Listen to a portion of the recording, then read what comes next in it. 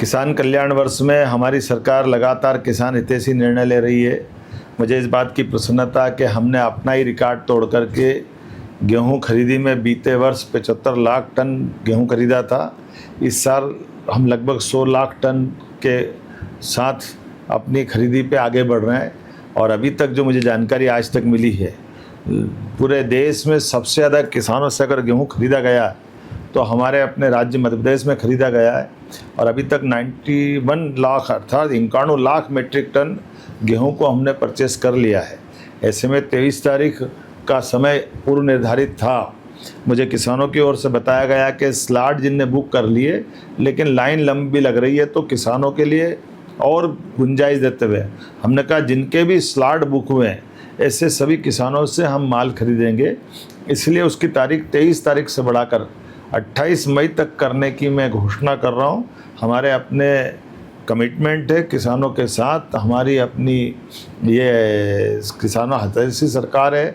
किसानों के लिए किसान, गरीब, महिला, युवा, यशस्वी प्रधानमंत्री के नेतृत्व में हम चारों वर्गों की चिंता करते हैं।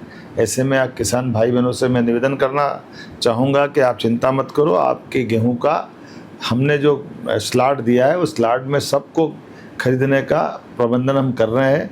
यद्यपि हम सब भी जानते हैं कि वैश्विक चुनौती के आधार पर गेहूं भंडारण के लिए भी हमको बहुत चुनौती है। बारदान खरीदने के बारदान लाने की वो भी एक चुनौती है, मौसम की भी चुनौती है और ट्रांसपोर्टेशन की भी चुनौती है। लेकिन उसके बावजूद भी हमने कहा कि हमने भंडारण की क्षमता बढ़ाई। वेयर हाउस जितनी क्षमता से भरते थे उसको भी और ज़्यादा भरने के लिए हमने उनको अनुमति दी है।